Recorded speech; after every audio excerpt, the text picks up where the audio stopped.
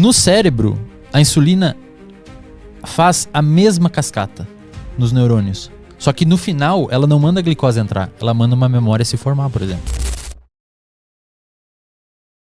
E hoje eu estudo o efeito de dietas hipercalóricas, ricas em gordura e açúcar no desenvolvimento de depressão e perda de memória. É uma parada muito louca, assim, mas há algum tempo já se sabe que se você tem sobrepeso ou obesidade, e principalmente se você tem diabetes tipo 2, que é aquela diabetes que você não é aquela, a diabetes tipo 1 é uma diabetes que quando você é pequeno, seu sistema imunológico enlouquece e ataca as células do seu pâncreas, que é o lugar que secreta insulina.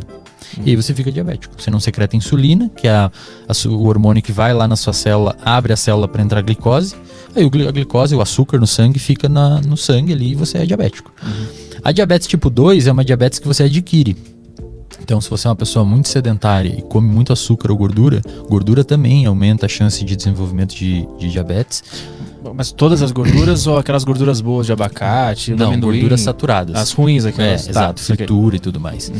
E principalmente frutose, não de fruta, tá? Não de fruta. A frutose que eles chamam de xarope de milho rico em frutose, que tem em bebidas de refrigerante, Coca-Cola e tudo mais. Agora a Coca-Cola vai xingar vocês aqui que a gente tá falando da Coca-Cola. A gente já se sabe há muito tempo que o consumo desse tipo de alimento leva você, aumenta a probabilidade drasticamente, se associado a um sedentarismo, de você desenvolver diabetes tipo 2. Então o seu corpo meio que ele não aguenta o tranco. Você vai ali, o seu pâncreas consegue secretar insulina, é eficiente em secretar insulina no início. Você come uma bomba de açúcar doce todo dia, o pâncreas vai lá, não, vamos lidar com essa bomba de açúcar aqui, vamos botar na célula e vamos usar. Só que com o tempo ele fala assim, cara, você tá de sacanagem comigo, você tá comendo isso daí todo dia, vou parar de trabalhar. E aí o seu organismo não consegue responder mais à insulina, ou o pâncreas diminui a secreção dela. Ou o seu corpo não reconhece ela mais, ou o pâncreas diminui a secreção dela. Na década de 90, se descobriu que pessoas com diabetes tipo 2 têm uma maior chance de desenvolver doença de Alzheimer, que é uma doença neurodegenerativa caracterizada por perda de memória. Por que é neurodegenerativa? O nosso cérebro, ele tem células, como qualquer outra região do corpo. Só que as células do nosso cérebro são células muito funcionais e muito especializadas. A gente chama elas de neurônios. Não são só neurônios que tem no cérebro, tem as células também da glia. Mas vamos focar nos neurônios, que são as células funcionais, as que fazem eu esticar a mão aqui para conversar, eu fazer movimentos e tudo mais. Essas células do nosso cérebro, elas consomem glicose também, e a insulina atua nessas células. Então lá na década de 90 se descobriu que pessoas com diabetes tipo 2 que têm problema com secreção e ação da insulina no corpo, tem aumento da chance de desenvolver Alzheimer. O Alzheimer é uma doença que mata esses neurônios ou eles começam a perder drasticamente a sua funcionalidade até que eles começam a morrer. E mais recentemente, nos anos 2005, 2006, se descobriu que pessoas com diabetes, na verdade pessoas com aumento do açúcar no sangue, independentemente se tem diabetes ou não, tem uma chance aumentada de desenvolver Alzheimer. E mais recentemente, uns pesquisadores, o mundo todo estuda muito Alzheimer, porque é uma doença que não tem cura hoje, os tratamentos são muito limitados e o principal fator de risco é o envelhecimento populacional. Então, quanto mais velho você é, mais chance você tem. E a gente está vivendo mais. Então, é uma doença que está acarretando mais pessoas, né? Mas os pesquisadores perceberam, aqui no Brasil tem um grupo do professor Sérgio Ferreira, da Federal do Rio de Janeiro, que eles estudaram muito a relação da insulina no cérebro. Ou seja, se descobriu que a gente tem esse hormônio que o pâncreas secreta no cérebro. Você tem ele no cérebro.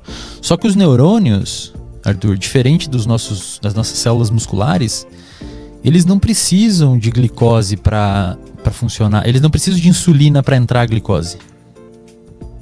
Nas nossas células do corpo, a glicose, o açúcar, ele só entra se a insulina estiver ligada no receptor. Se a insulina não está, ele não entra. Que é um quadro de resistência à insulina no diabético. Se não tem insulina, o açúcar não entra.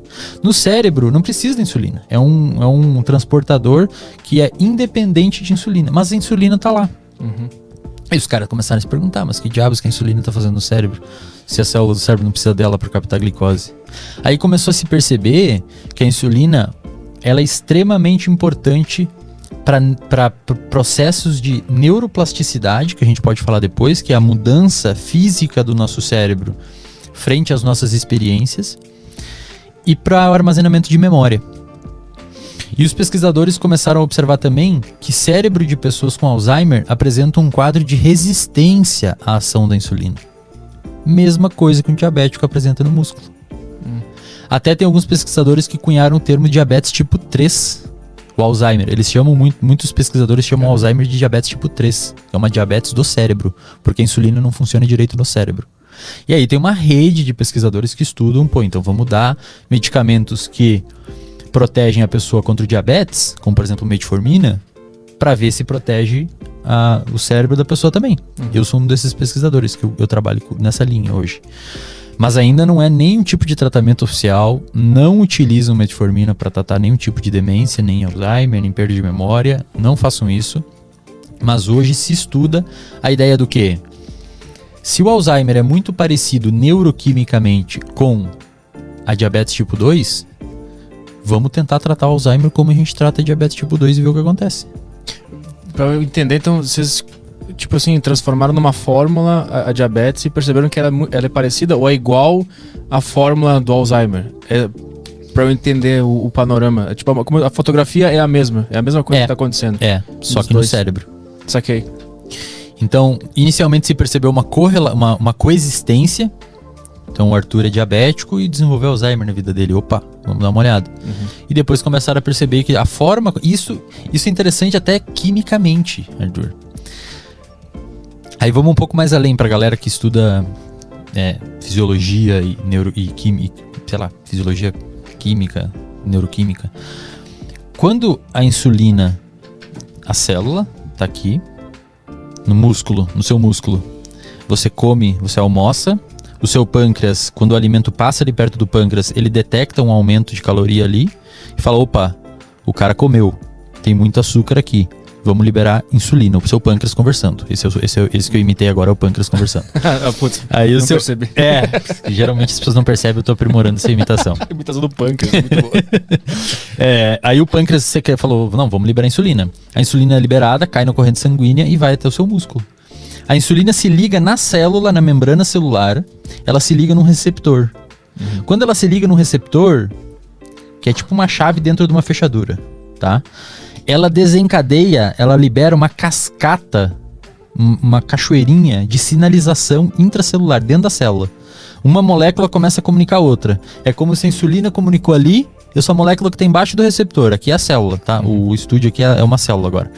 Aí a insulina ligou aqui em cima, e eu vi que ela ligou, eu falei, Arthur, a insulina ligou, vai lá e avisa o Caio. E você vai lá e avisa o Caio avisa a Júlia, e a Júlia vai lá e avisa a porta de entrada de açúcar na célula para ela abrir. Então a insulina avisa aqui, a gente avisa todos os outros, a glicose, a porta de entrada da glicose para a célula é aberta, a glicose entra.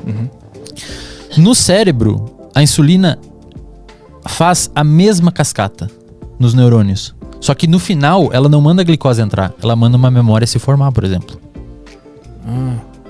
E aí, se a insulina não ligou lá, como é que a gente vai avisar, fazer essa cascata aqui? Aí você não consegue aprender.